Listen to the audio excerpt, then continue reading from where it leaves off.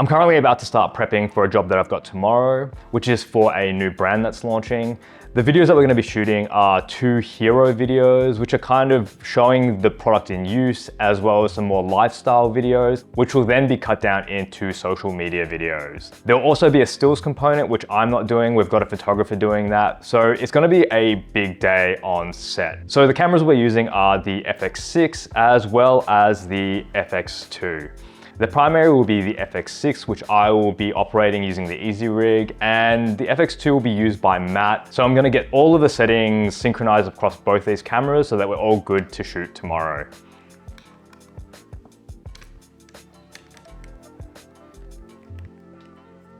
It's always good to make sure that the cameras are all prepped before your shoot, because you will be able to make sure that all of the things are working and no cables or anything are broken, so that you don't run into any stresses on the day of your shoot.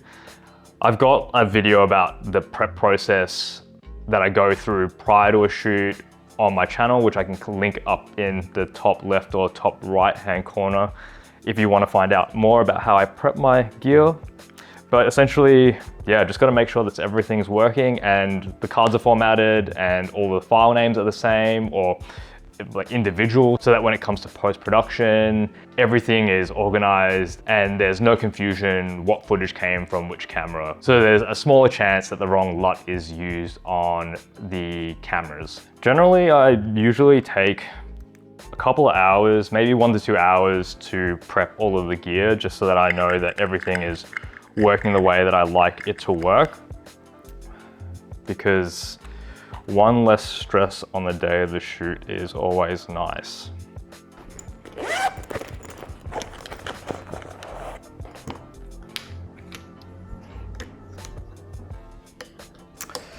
We're not going to be running audio on the shoot, but I'm going to set up the shotgun microphone just to have some scratch audio, because there might be an ASMR-y type element to the final videos that could be cool. So let's set up this. So.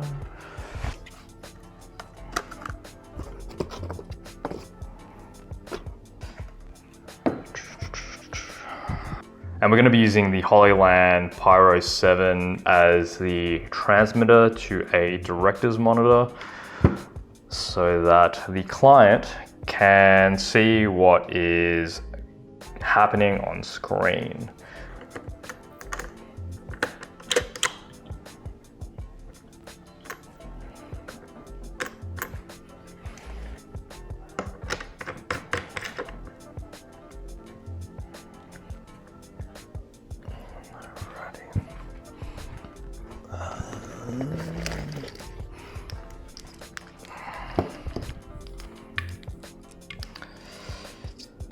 I love being able to power my monitor as well as camera off the one battery.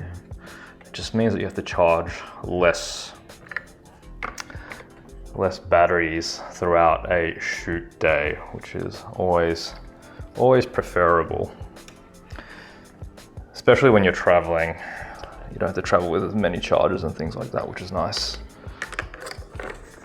So having batteries that have DTAP like these ones here, I think these ones are from IDX, and they basically have a DTAP as well as a USB-C, which is really nice. For my personal cameras, I'm a big fan of Core SWX, but for works camera, we've got these IDX ones. I initially had the Core SWX ones in the cart, but our camera store that we get our cameras from didn't have the Core SWX ones in stock. So to just get up and running, we decided that we would go with the IDX instead. And they've been great. They've been really good.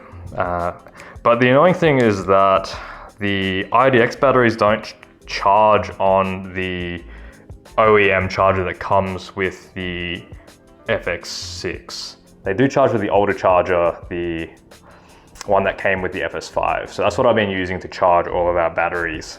It is a little bit annoying that that's the case, but you know, it is what it is. Fortunately, we have a couple of those older style BPU Sony chargers from when we owned the FS5, and I still own the FS5, so I also have one. So there's two of them, which is nice. I'm a big fan of right-angled SDI cables.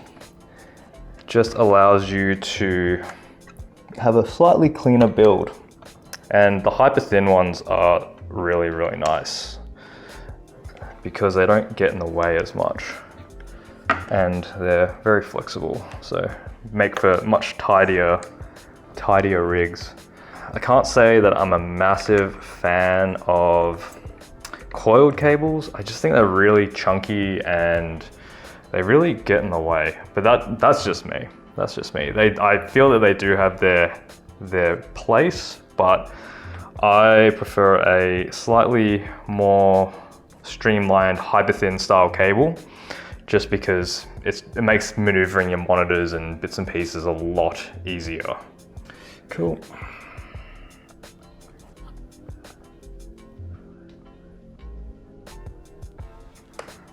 Oh, happy days. The Big 6 menu on the Sony FX6 now has been awesome, because now with the Sony FX2, we can basically be matched for the most part, which is really nice. FX2.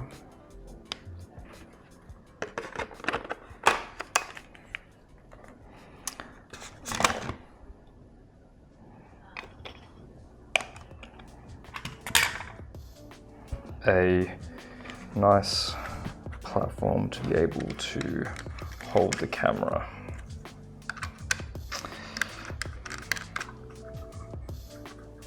There we go.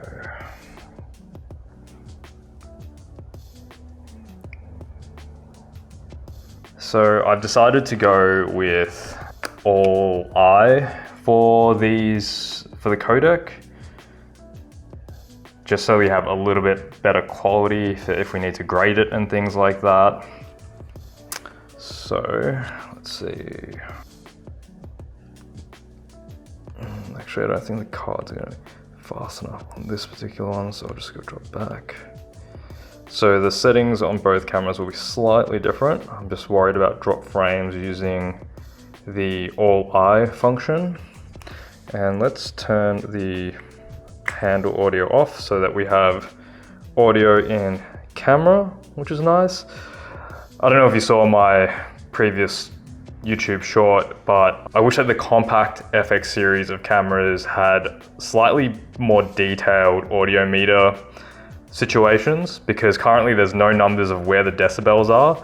You have to basically know what those little lines are in terms of the reference audio, which is not really ideal for setting accurate audio and not having it clip. Maybe that's just me though. Maybe once you get used to this thing, you can just set it wherever and yeah, it doesn't clip. But I like to know what the decibels are for my audio so that I know that I'm not clipping my audio, especially if it's really important. I'm just currently testing the wireless transmission on the Pyro 7 to the receiver. Currently, I have the Pyro 7 connected to the Sony FX6, and I'm going to take this receiver and I'm just going to plug it into my monitor in my office to see if the wireless signal is working. Just unplugging there, plugging into the HDMI. So now we have the HDMI feed plugged into the receiver, and hopefully, cool. All right, we have vision on the transmitter, but for some reason the transmitter doesn't output the lot. So I need to figure that out. After a bit more research, I discovered that this was a limitation of the Pyro 7 in its current form anyway. I hope that this is something that they're able to do with an upcoming firmware, but I understand that there's limitations with how much data can be sent over a wireless signal, whilst keeping a high quality image as well as low latency. My workaround for this was to use my Small HD 703 as my main monitor on my camera, which I would then output a Rec 709 converted image into the transmitter, which then would beam the signal over to the HoloLens Pyro 7, as well as the secondary receiver for the client, which we were planning on having plugged into a computer monitor. When I do my gear prep as well, I like to have a checklist that I build prior to prepping all the equipment, just to make sure that I don't forget anything whilst doing all of the preparation, so that when I get to the set, I'm not caught out by a missing cable or a missing battery or something along those lines. And I've got a template in Notion that I can build out all of my equipment, so I can check those off as I'm going through things. The team hopped on for a call with the client just to go through the run of show for the shoot day, just to dot our I's and cross our T's, just to make sure that everyone was on the same page. And any questions that we need clarification on could be answered so that there were no surprises on the day of the shoot. Matt ran through the schedule of the day and touched on the plan of attack for both the video and stills, since we were shooting some of it concurrently. I then hopped in to run through some of the pre-visualization images that I'd put together in Satellite 3D, just to show the client what to expect on the day.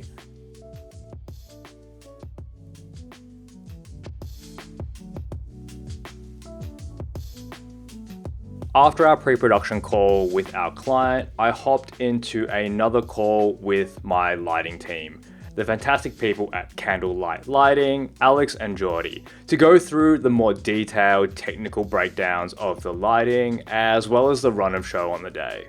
Prior to our pre-production call, I sent Alex and Geordie both a really detailed email with all of the reference materials, as well as example lighting plans and previs images, just so that they had some information prior to our pre-production meeting, so that if they had any questions, we could answer them on the call.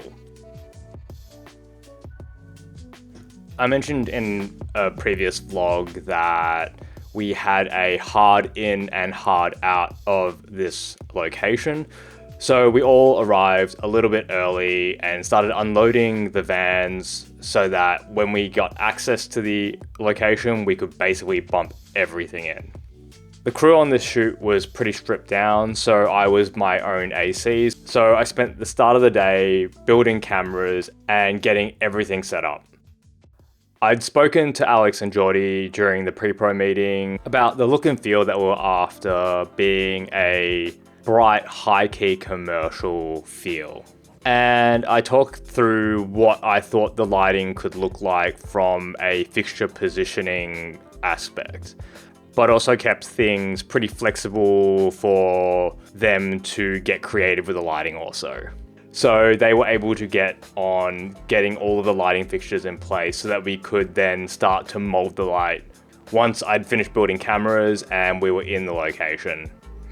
Fortunately for us, we had plenty of space outside of the room that we were filming in, which was the kitchen, to have a prep area so that we could keep all of the gear and cases and things that weren't necessary out of the location, giving us the freedom to move pretty easily around the set.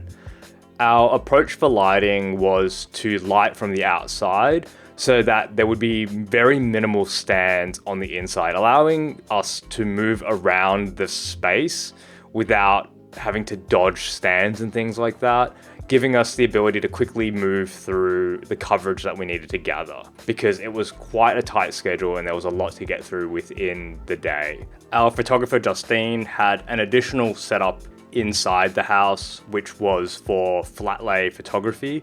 So she had a second set of strobes set up in a nook within the kitchen space.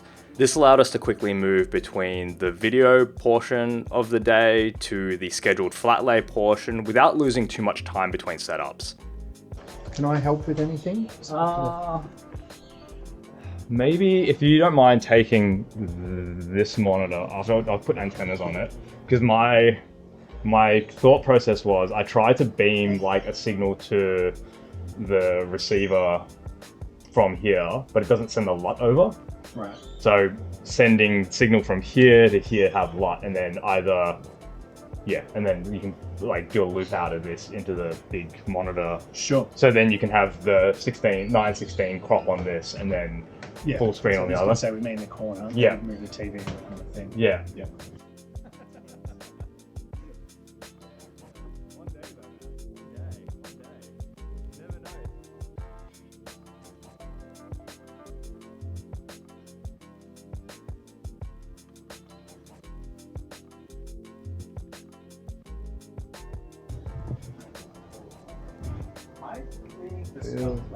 Pretty balanced, all things considering.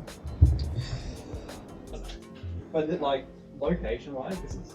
Have you branded your own holding screen on this monitor? Heck yeah, I have. This guy. Oh, that's okay. This guy. Look at the pose. It's the old YouTube. Alright. It's the old YouTube backsplash. I love it. Mate, It's get a load of the head on this. Walking through the outside of the location, we had 3 lights set up. The Pro light on the left, a 1200X up high, and then a Nova 600 that we were going to be pushing through a big piece of diffusion. A suggestion from Alex was to put a light out that window, which was a great call as it added a little bit more depth to the scene. Alright, and I am turning over, and action.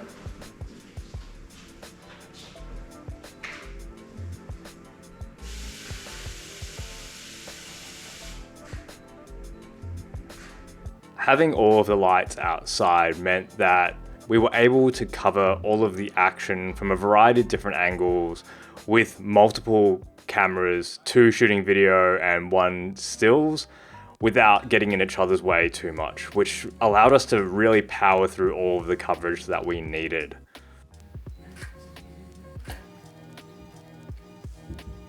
So we're just finishing some last minute setups.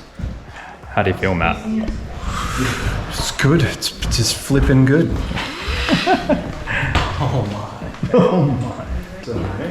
Matt is taking one for the team. Stunt. Oh my gosh.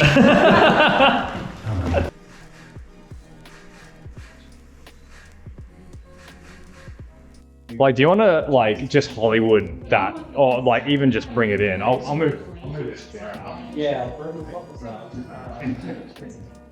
Here we are setting up the pack shot. And what the pack shot is basically the final frame of a commercial which shows the product front and center, usually allowing space for graphics and text. This shot's usually the shot that takes the longest because you want to spend a lot of time making the product look as good as it can. And typically the client has a few notes in the way that the product needs to be represented. So there's a lot of tweaking of the product, the lighting, as well as the styling of the product that comes into play to get the final frame. Since the product we were filming was a very reflective object, we were dealing with a few issues with reflections. So we used a solid to block some of the reflections that we were getting from the light from the doorway.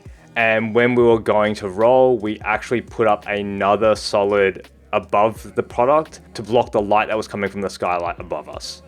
Yeah, so the battery will last us an hour and a half at 70%. I mean, that's 2 hours at 100. I mean, that's pretty good there. I reckon, if anything, if we can get that backlight intensity turned down a little bit, because that forward shadow is like a little how you going. Pretty cooking. Yeah. Just shadow down the product.